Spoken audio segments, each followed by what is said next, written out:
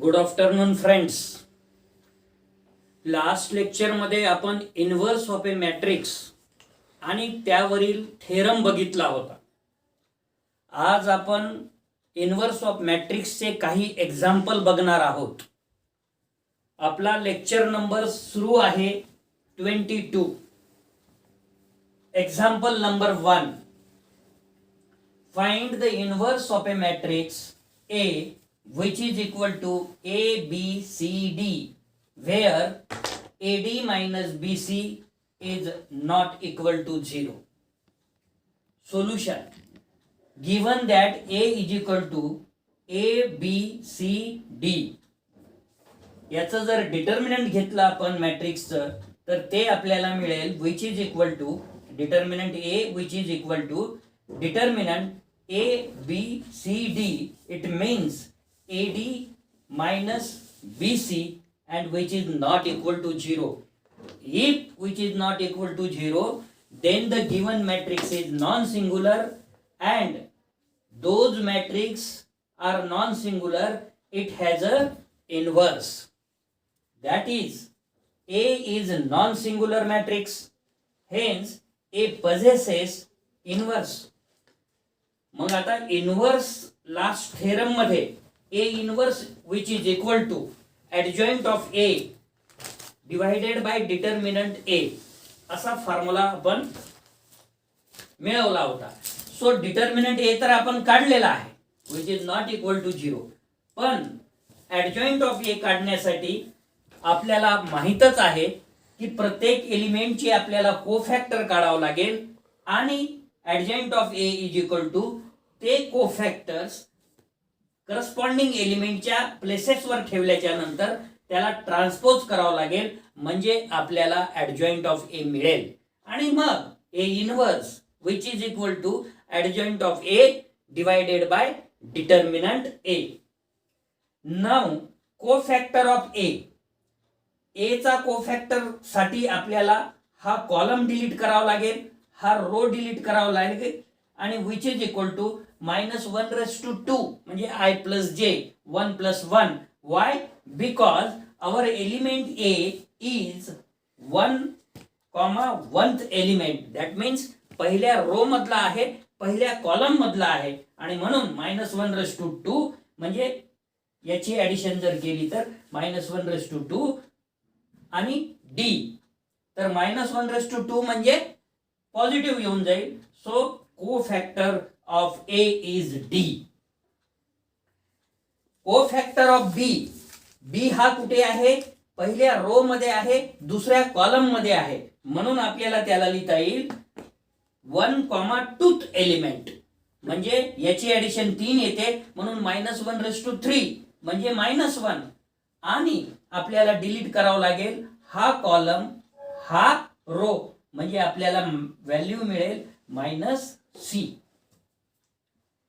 कोफॅक्टर of C हा दुसऱ्या row मध्ये आहे, पहिल्या कॉलम मध्ये आहे, म्हणून याला आपल्याला लिहिता येईल 2, 1th element which is equal to -1/3 means -1 and हा रो डिलीट केला, हा कॉलम डिलीट केला तर आपल्याला मिळेल व्हॅल्यू -B. कोफॅक्टर ऑफ डी हा दुसऱ्या रो मध्ये आहे, दुसऱ्या कॉलम मध्ये आहे, त्यामुळे 2, 2th एलिमेंट आपल्याला याला लिहिता येईल आणि -1/4 म्हणजे 1 आणि वेन डी चा कोफॅक्टर काढणार आपण त्यावेळेस हा डिलीट करणार रो आणि हा डिलीट करणार कॉलम म्हणजे मिळेल आपल्याला A. अशा पद्धतीनं ABCD चे आपण कोफॅक्टर काढले आणि hence adjoint of A which is equal to matrix form मध्ये A च्या कोफॅक्टर आलेला आहे D, B चा कोफॅक्टर आलेला आहे -C, C चा कोफॅक्टर आलेला आहे -B आणि D चा कोफॅक्टर आलेला आहे A. त्याचा ट्रान्सपोज आणि ट्रान्सपोज बद्दल आपल्याला माहित आहे रोचं कॉलम मध्ये रूपांतर केलं तर आपल्याला हे ट्रान्सपोजचं डॅश उडवता येईल. So which is equal to D -C column मध्ये -B A कॉलम मध्ये. अशा तऱ्हेनं आता हे मिळालं आपल्याला ऍडजॉइंट ऑफ ए आणि आपण लास्ट थेरम मध्ये A inverse which is equal to adjoint of A divided by determinant A केलेला आहे. मग hence adjoint A inverse which is equal to adjoint A whole divided by determinant A. Adjoint of A तर matrix हे आहे, त्यामुळे डिटर्मिनंटची ए ची value काय मिळालेली आहे आपल्याला, AD minus B C which is not equal to 0. त्यामुळे इथे येईल 1 upon eddy minus B C. त्याला जर प्रत्येक एलिमेंटला मल्टिप्लाय केलं तर आपल्याला मॅट्रिक्स मिळेल D upon eddy minus B C minus B upon eddy minus B C minus C upon eddy minus B C A upon eddy minus B C असंही लिहिता येईल.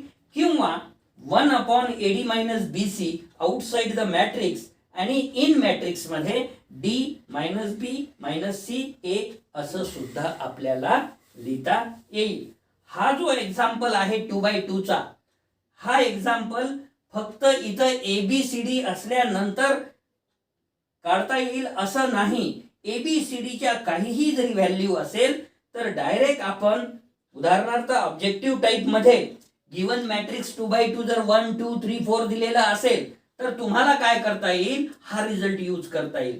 काय झालेला आहे, interchange A and D, interchange A and D and negative of minus C minus बी.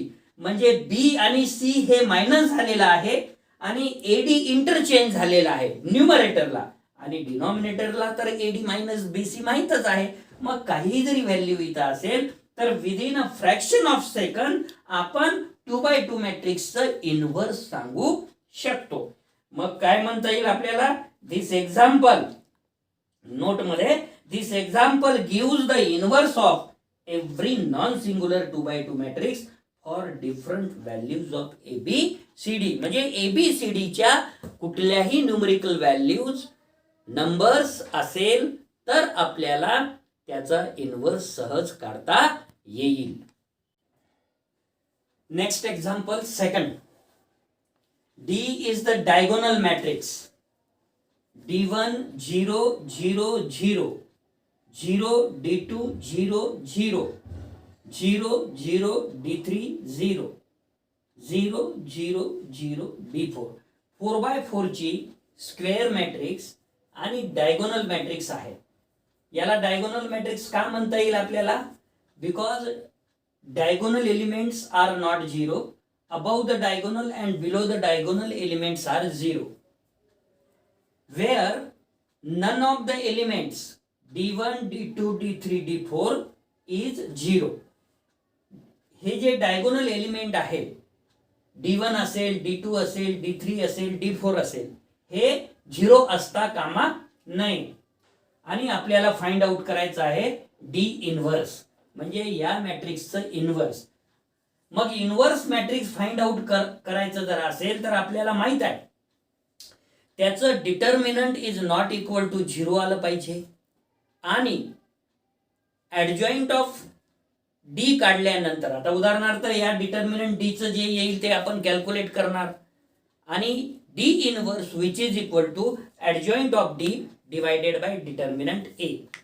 तर मग बघू मग आता solution. Given that diagonal matrix is D which is equal to, पहिल्या रो मध्ये D1 0 0 0, दुसऱ्या रो मध्ये 0 D2 0 0, तिसऱ्या रो मध्ये 0 0 D3 0, चौथ्या रो मध्ये 0 0 0 D4.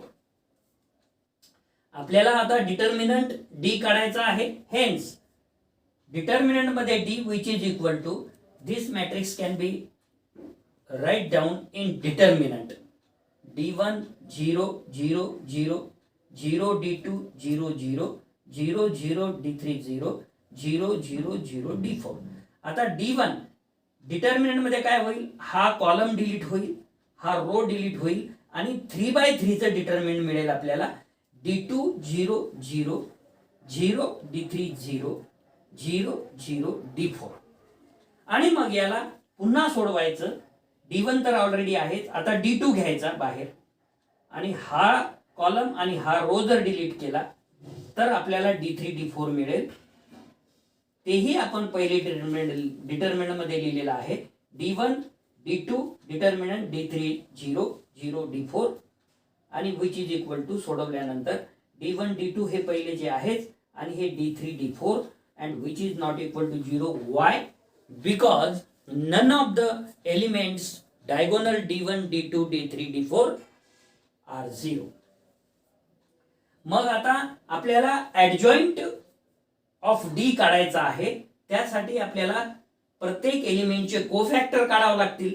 मग सुरुवात करूया आपण कोफॅक्टर ऑफ D1 पासून. कोफॅक्टर ऑफ D1 पासून कोणत्या प्लेसवर आहे D1? पहिल्या रो मध्ये आहे, पहिल्या कॉलम मध्ये आहे आणि त्यामुळे 1,1th एलिमेंट आपल्याला लिहिता येईल which is equal to -1/2 means 1 आणि डिटर्मिनंट मध्ये शिल्लक राहील D2 0 0 0 D3 0 0 0 D4 जे की आपण इथे लिहिलेलं आहे. ठीक आहे. मग आता याला जर सोडवायचा असेल तर which is equal to D2 हा कॉलम गेला आणि हा रो गेला. शिल्लक काय राहिलं डिटर्मिनंट मध्ये D3 0 0 D4 म्हणजेच त्याला सोडवल्यानंतर D3 D4 येईल आणि अल्टिमेटली तुम्हाला कोफॅक्टर ऑफ D1 मिळेल which is equal to D2 D3 D4. म्हणजे या कोफॅक्टर ऑफ D1 मध्ये D1 नाही आहे.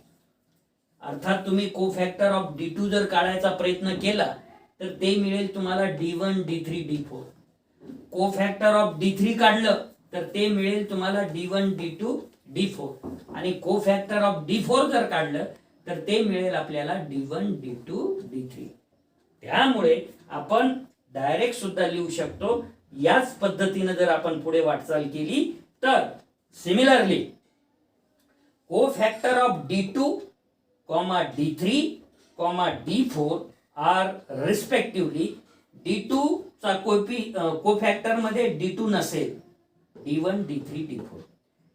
D3 चा कोफॅक्टर मध्ये D3 नसेल D1 D2 D4 आणि D4 चा कोफॅक्टर मध्ये D4 नसेल D1 D2 D3. मग hence adjoint of D which is equal to matrix form मध्ये सगळ्याचे करस्पॉन्डिंग काय ठेवायचे आपल्याला कोफॅक्टर. हे बाकी जे डायगोनलच्या अबव आणि बिलो आहे हे झिरोज येणार आहे हे की आपल्याला ऑलरेडी माहित आहे. So D2 D3 D4 0 0 0 0 D1 D3 D4 0 0 0 0 D1 D2 D4 0 0 0 0 D1 D2 D3 चा डॅश म्हणजेच transpose.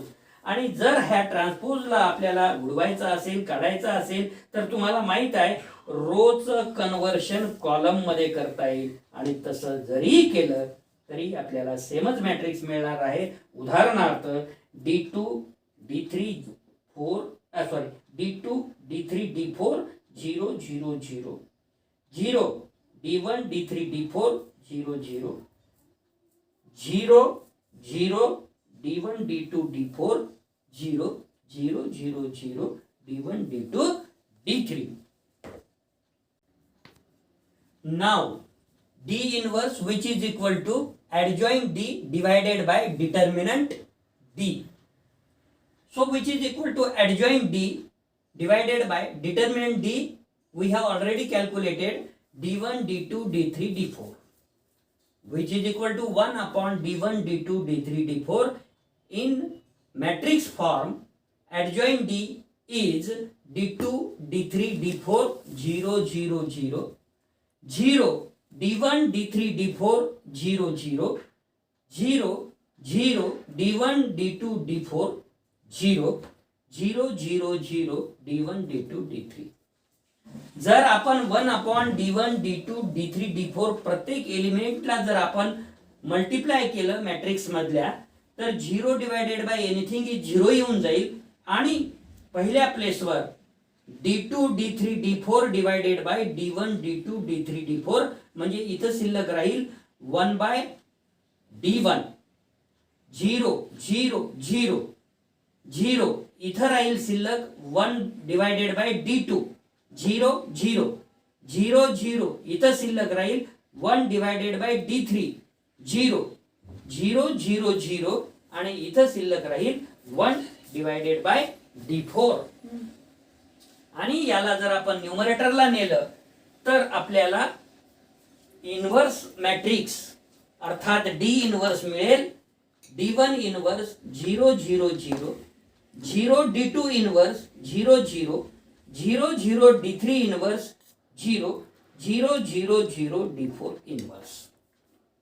Hence if D is equal to जर डायगोनल एलिमेंट्स असेल तर सिम्पली आपल्याला असंही लिहिता येते डायगोनल 4x4 चे आहे ना तर स्क्वेअर ब्रॅकेट मध्ये D1 D2 D3 D4 किंवा D1, D2, D3, D4 असंही लिहिता येते. याचा अर्थच असा झाला की हे डायगोनल एलिमेंट आहे 4x4 ची आणि D1 D2 D3 D4 हे डायगोनल एलिमेंट आहे and below the diagonal and above the diagonal each and every elements are 0 and which is not equal to 0 then D inverse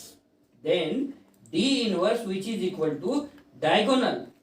जर simply form मध्ये जर लिहायचं असेल हे इन्व्हर्स काढलेलं D inverse तर ते आपल्याला लिहिता येईल स्क्वेअर ब्रॅकेट मध्ये D1 inverse D2 inverse D3 inverse D4 inverse. So आजच्यासाठी एवढं सफिशियंट आहे. धन्यवाद.